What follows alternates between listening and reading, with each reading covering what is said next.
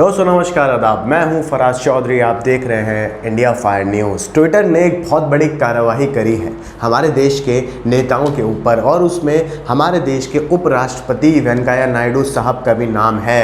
Twitter जिसे लेकर अभी बहुत सारे विवाद हो रहे हैं, क्योंकि सरकार की जो गाइडलाइंस हैं, आईटी मिनिस्ट्री के जो नए आप कह सकते हैं कानून हैं, ट्विटर ने अभी तक उन पर अपनी रजामंदी पेश नहीं की है, जिसके बाद ट्विटर के दिल्ली और गुड़गांव के ऑफिस पर छापा पड़ता है सरकार का, सीबीआई का, मगर उसमें कुछ नहीं निकलता है। अब ट्विटर एक ऐसी ब्लॉगिंग साइट है जिसने अपने ही देश के पूर्व राष्ट्रपति डोनाल्ड ट्रंप का अकाउंट सस्पेंड कर दिया है। आप सोचिए, वो अपने ही देश के राष्ट्रपति को नहीं बख्शती है, अगर उसके प्लेटफॉर्म पे कुछ उल्टी सीधी हरकत होती है तो भला किसी और देश के नेताओं को वो क्यों सहन करेगा, जैसे कि हमारे देश के नेताओं के साथ हुआ है। आप ये हेडलाइन पढ़िए आपकी स्क्रीन पर जो है, ट्विटर को सरकार का अल्टीमेटम, नए नियम लागू नहीं करने से सरकार नाराज़, कहा आखिरी मौका दे रहे हैं, कार्रवाई के लिए आप खुद जिम्मेदार होंगे। अब आगे पूरी खबर सुनिए। ये तस्वीर आप जो देख रहे हैं वेंकैया नायडू साहब की, इसमें आप देख सकते हैं वेरीफाइड का जो ब्लू टिक होता है इस ट्विटर साइट पर, वो नहीं है इनके प्रोफाइल पर। उपराष्ट्रपति हमारे देश के, उनकी ट्विटर हैंडल पर जो वेरीफाइड का साइन होता है ट्विटर ने हटा दिया। अब आगे आप बात सुनिए उसके बाद क्या होता है। नए आईटी नियमों को लेकर चल रहे विवाद के बीच सरकार ने ट्विटर को अल्टीमेटम देते हुए आखिरी नोटिस जारी किया है।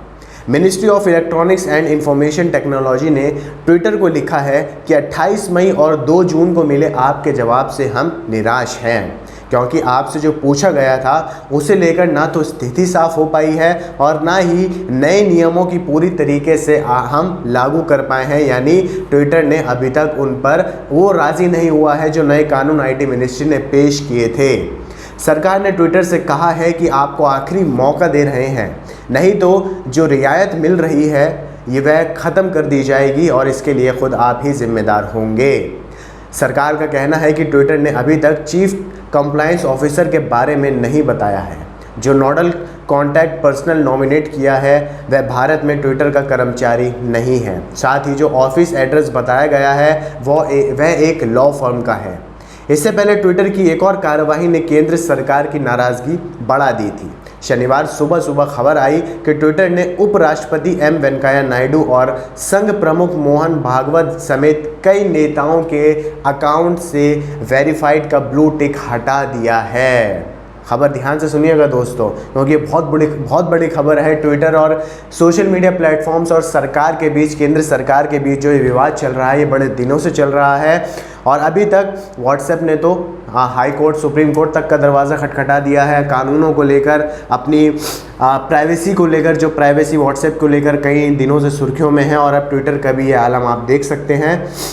इसके बाद विवाद बढ़ता देख थोड़ी देर में ट्विटर को नायडू के अकाउंट का ब्लू टिक तो रिस्टोर करना पड़ा, लेकिन बाकी नेताओं के अकाउंट अभी भी अनवेरिफाइड हैं। आप तस्वीर में देख सकते हैं वेंकैया नायडू साहब की, जो उपराष्ट्रपति हमारे देश के, उनकी फ़ोटो से पहले ब्लू टिक को हटा दिया गया था, मगर फिर दोबारा से कुछ ही घंटों बाद उनके अकाउंट को वेरीफाइड कर दिया गया।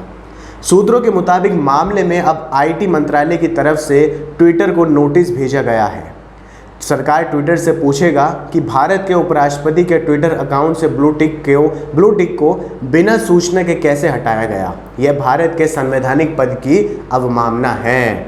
अब देखिए, आपको मैं सबसे पहले समझाता हूँ आखिर ये ब्लू टिक होता क्या है। आप में से कई लोगों को ये चीज़ पता होगी, मगर कई लोगों को ये चीज़ अभी तक नहीं पता होगी।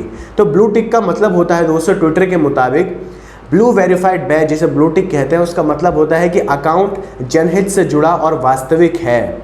इस टिक को हासिल करने के लिए ट्विटर अकाउंट का सक्रिय रहना बहुत ज़रूरी है। फिलहाल ट्विटर सरकारी कंपनियां, ब्रांड और नॉन प्रॉफिट ऑर्गेनाइजेशन, समाचार संगठन और पत्रकार, मनोरंजन, स्पोर्ट्स एंड ई स्पोर्ट्स कार्यकर्ता, ऑर्गेनाइजर्स और अन्य प्रभावशाली व्यक्तियों के खास अकाउंट्स को ही वेरीफाई करता है।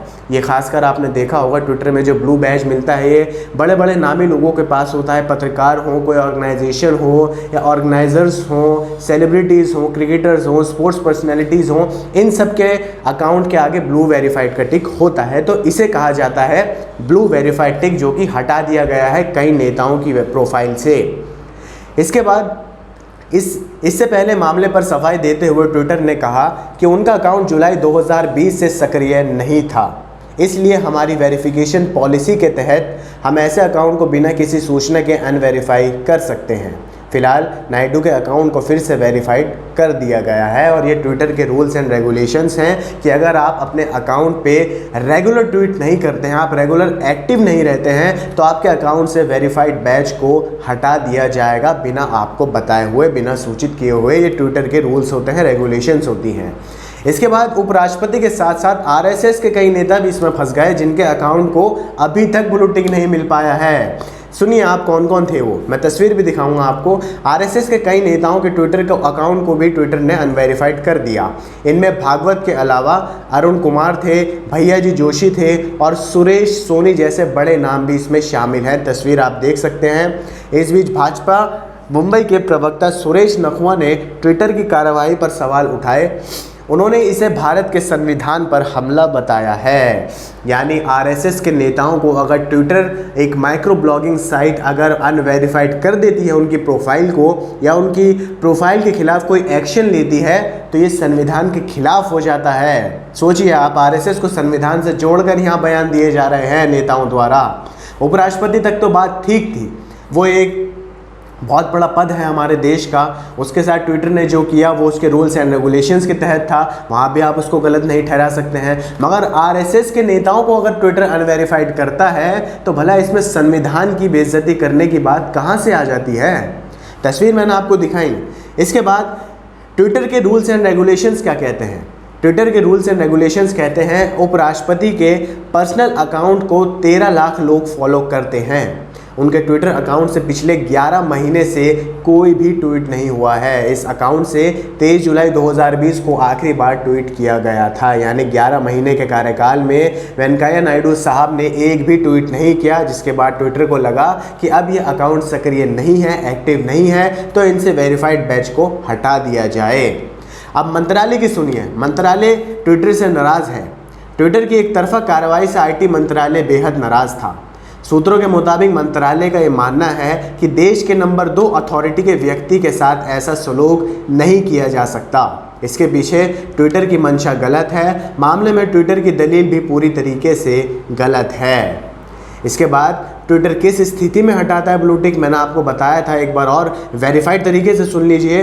ट्विटर की शर्तों के मुताबिक यदि कोई अपने हैंडल का नाम बदलता है या फिर यूज़र अपने अकाउंट को उस तरह से इस्तेमाल नहीं करता है जिसके आधार पर वेरीफाइड किया गया था, तो ट्विटर इस स्थिति में ब्लू टिक यानी ब्लू वेरीफाइड बैच को बिना किसी सूचना के हटा सकता है।